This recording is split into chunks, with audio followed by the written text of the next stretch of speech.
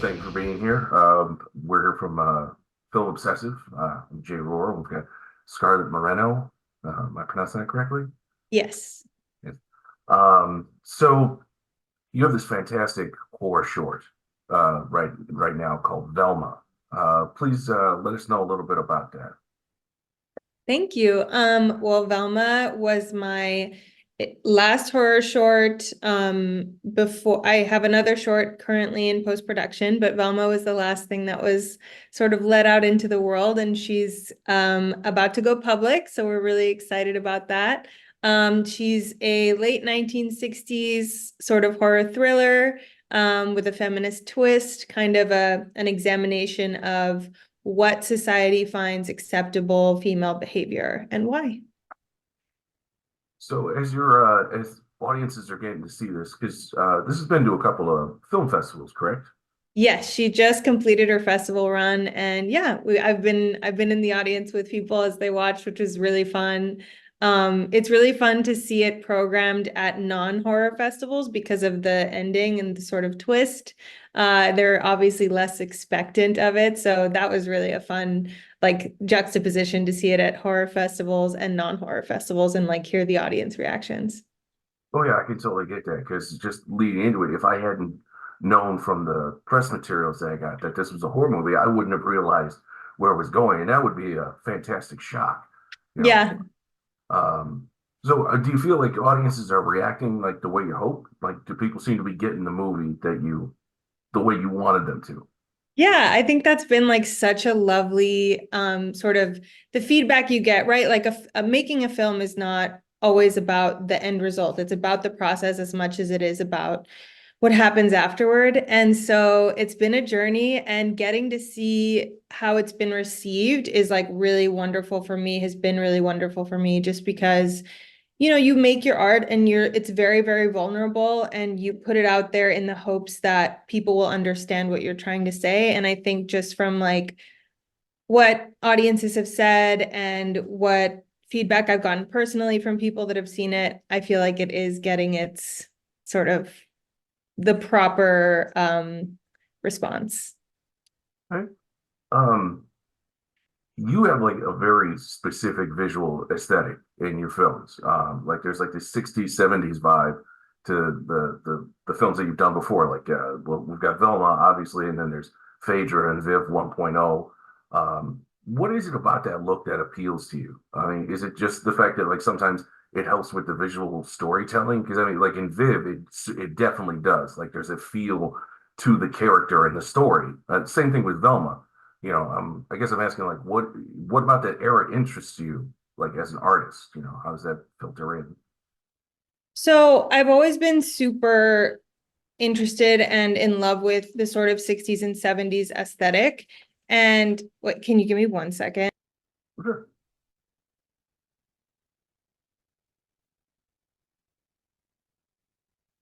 Sorry, my Oh, husband no walked problem, in no and didn't problem. realize I was in an interview. No, that's Um, quite all right. That's quite all Sorry right. about that. So yes, so I've always been really, really excited by and interested in the 60s and 70s aesthetic, and especially when it came to film.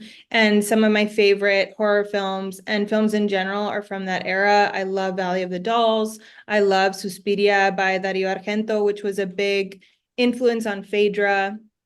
And thank you for watching those or checking those out, by the way. That's lovely.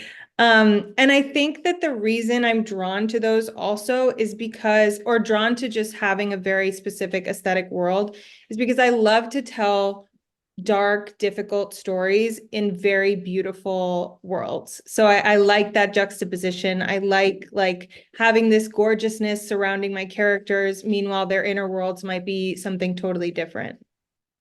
I like the fact that there's a complexity to your stories, and but at the same time, the plots are like straightforward and simple. Like it's pretty direct what's going on, but the interpretation the audience is left with, it has this broad spectrum where people could react.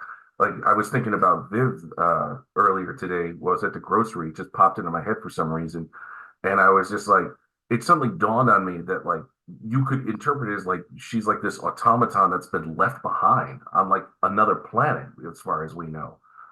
There's so many different ways to look at it. And the same thing with Velma, because there's this curiosity that still sticks with me, like why is she the way she is and what's going on? And like was that intentional, to try and leave that space Yeah. for people? Fully, fully. I love that you picked that up. I love leaving my audiences with questions. I love for them to walk away with their own interpretations. I love it to be, I think a film should be a conversation with its audience. I think a film should start a conversation with its audience. And specifically for my female characters, I love this complexity of not knowing for sure what is and isn't the reality of their existence and why they are who they are. I mean, you picked up exactly what I intended for Viv was that the title is Viv 1.0 or They Must Have Forgotten.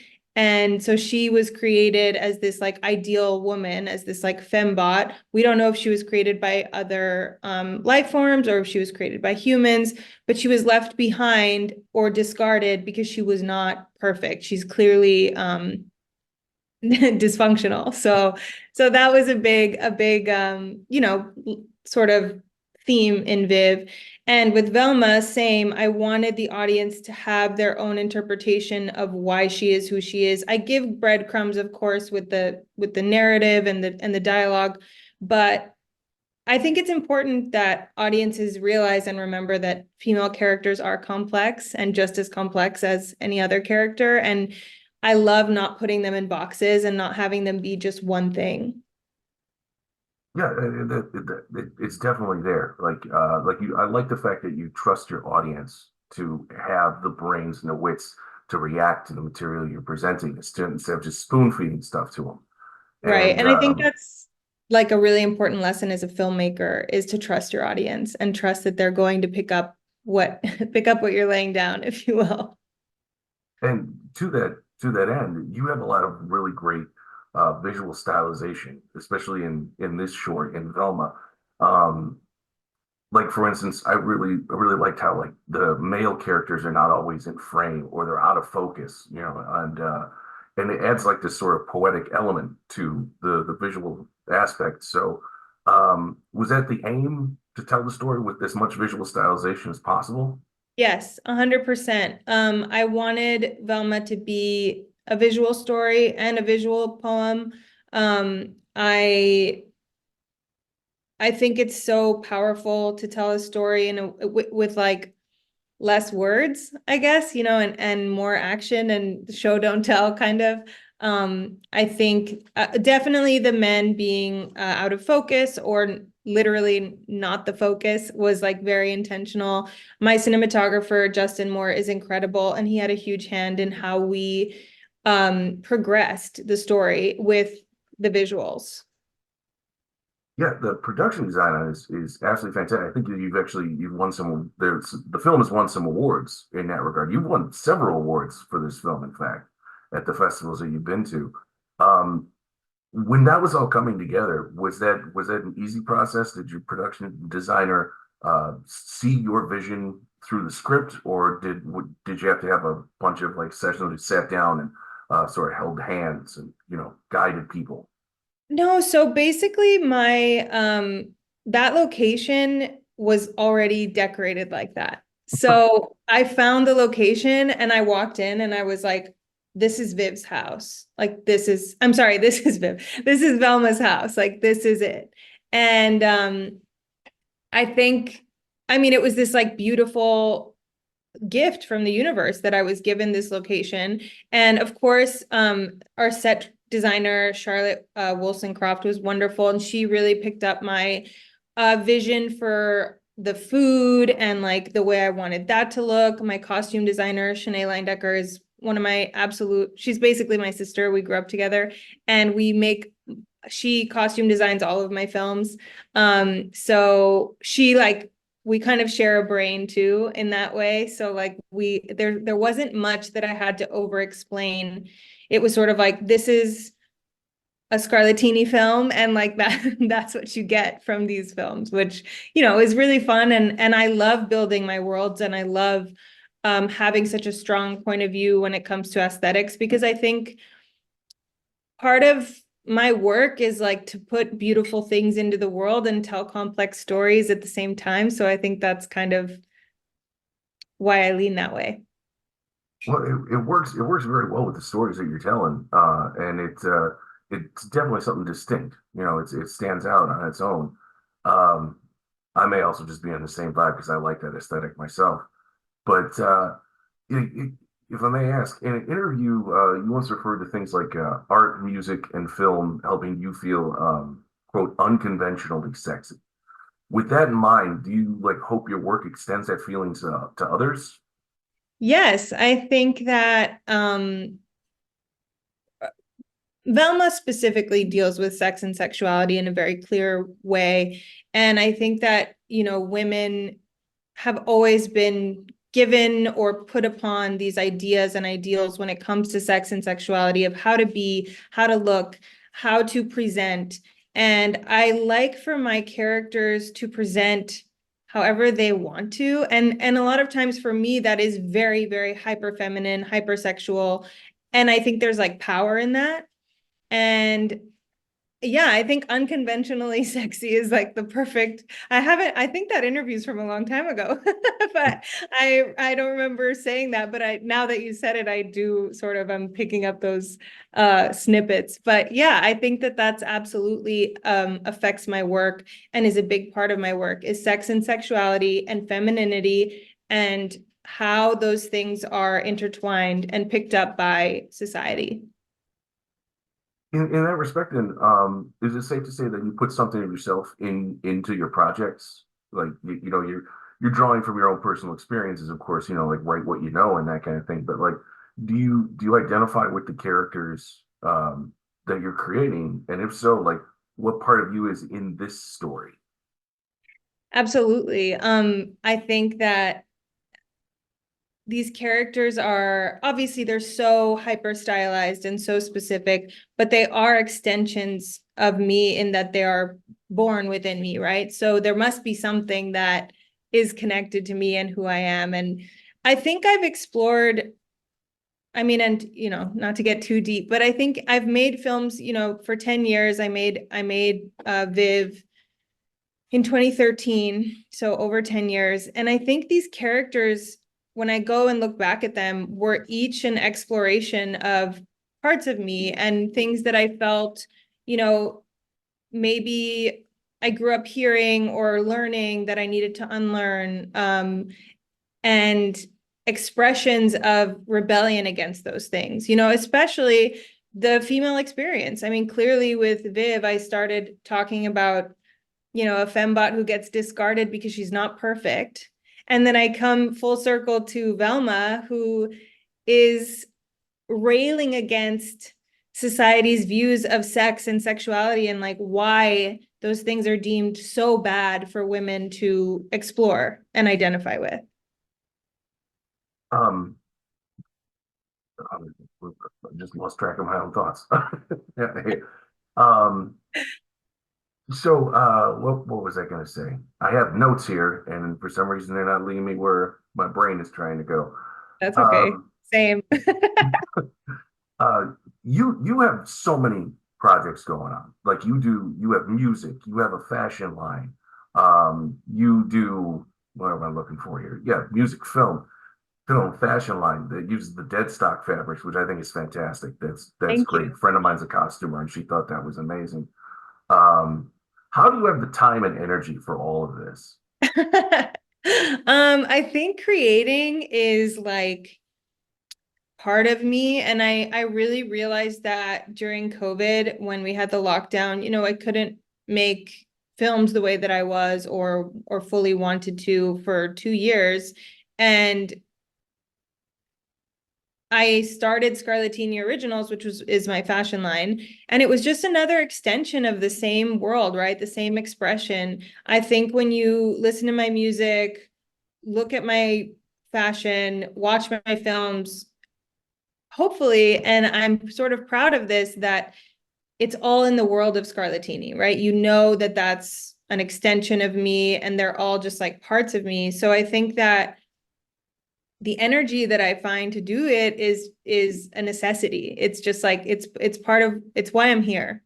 I'm here to make and create and like hope that it affects someone positively and just like put those things out into the world. Fantastic, fantastic. I mean, and I think it's great that you're doing things in sort of like a genre style because of the fact that like it it always lends itself easier to that metaphor, and you have some interesting points of view to express. So I think that it's it's really interesting seeing female centered driven horror because Thank the you. it speaks to a world outside of my personal reality that I'm living in all the time. And Yeah, and I think women deal with a lot of horrors in real life. So I think that the women in horror are so important because, we have very specific stories to tell and we have very specific viewpoints, and I love that women are getting their moment and making movies and telling these stories. a lot of short films have gone on. They've become oh Jesus, uh, suffered a concussion when I was 17. I've never recovered. Um, The catalyst for something else. uh, Short films, a lot of short films like this sometimes pave the way to a lengthier production. Hmm. Do you hope that that happens with Velma? Is it like an opportunity? Because there's a lot of mystery about the character because of things that we don't find out as they go Yeah. along, which I enjoy. But at the same time, there's potential, it seems, for a bigger picture. Do you Yeah. hope that that possibility occurs? I mean, if anyone wants to make it, let me know. I'm absolutely open to it. I think that Velma exists in the short form because the story has to be succinct because of the intended repetition, right?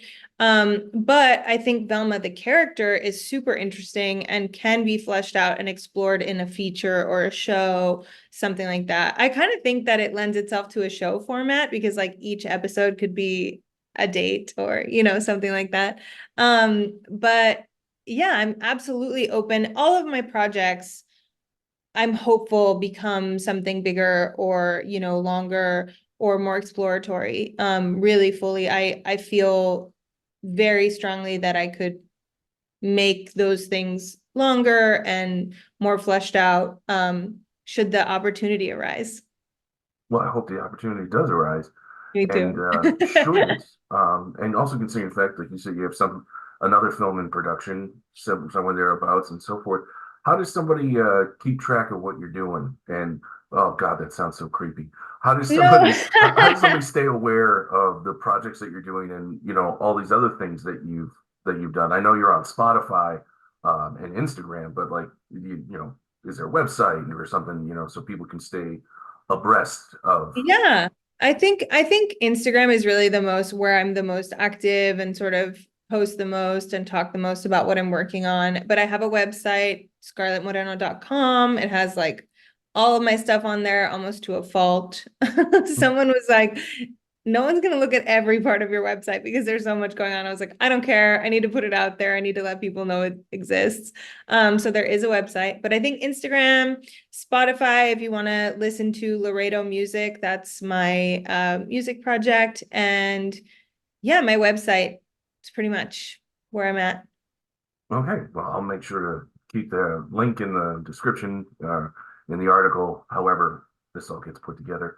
Um, but otherwise, um, I don't know. I don't know if I have really anything else, and I don't want to eat up too much of your time. You're being very Oh, you're generous with it. So, I totally mean, fine. unless you want to talk about, your road to here and how you got here, with like El Rey and, what's it like having a double major in drama and journalism? Does journalism ever come into like the creative process for you? I think it does. I think it comes into play in that like I was formally taught writing, in school, and I majored in journalism. So I have a very formal training with that. And so writing comes a little bit more easily, which is awesome because a lot of times in making a film, the writing, I mean, for me, the writing, especially for a feature, is the hardest part. It's like sitting down, doing it, like making sure it all makes sense, making sure your audience understands. And yeah, I think it has a huge play. It also taught me, at 18, 19, how to walk up to strangers and talk to them. And I think that that has a huge role in making film is talking to people, connecting with people. I love being a director because I love being on set and dealing with, 10 to 20 people at a time. Right now the films are small, so that's where we're at. But I look forward to directing bigger projects where I'm dealing with 40 to 100 people at a time. I love people, so that's a big part of it. Well, that's fantastic. You got one up on me. I am not a people person. Yeah, no, I have never learned how to interact with other people. So that's impressive because getting these things together, it's more than just getting money and having an idea. You got to get a lot of people on board, and you got to figure out who the best people are for this, especially when you're working with something smaller. Those are all your decisions, correct? Correct. Yeah. Yeah. And I mean, I've always worked with literally tiny teams. Like I think Velma had like 12 people on set and I loved it. And I think obviously that gives each person the reins for their world and to sort of like explore their own part of the film, right? Like costume design and set design and things like that, which and makeup. Oh my God. Kelby Adam did my makeup for the film. He was incredible. That was such a big, I think, part of Velma as a character too that came together day of. I was like, oh, here she is, with the blue glitter eyeshadow. I was like, this is part of her. So each person on a small set has so much sort of control and freedom in their own world, which I love. And it's interesting you mentioned the makeup because that reminded me of something about the characters in the films that you've made that I've seen so far. They're all these very like visually compelling individuals. Like they stand out, their makeup and their clothing, their costume, and so forth. But at the same time, they're relatively unseen because we don't really know who they are. Is that like a message? Am I reading into it too much, or is that like a fair assessment of it? I mean, I love that read. I love the assessment. I think that's part of womanhood, right? Being a woman is putting on the performance and putting on the makeup and the outfit and the outside vision and still not really being seen and heard in the way that we necessarily want to be. And that's one of the things that makes Velma such a powerful film worth taking a look at, is because of its addressing issues like that. Um, Yeah. at least in my opinion, that's Thank you. for what that's worth. No, it's worth Um, a lot. It's worth a lot. where are people going to be able to get a look at this? So Velma is going to premiere via Geek Tyrant on March 26th on through Vimeo. So it'll just be free to stream and watch. And I'm really excited for it to go public. All right, excellent. Yeah, then we'll try to get this out there before then so we can help spread the word about this Thank you. fantastic short film that you've put together. Congratulations on its Thank you. success, and thank you for your time and your Thank you patience for while I having was me. dealing with the technical nonsense. Yeah, no, you're fine. And sorry for my quick outside it, breaking the No, fourth that's wall. quite all right. It's quite all right. Well, thank you, and have a lovely day. Thanks, Jay. You The best too. to you and yours. You too. Thank you.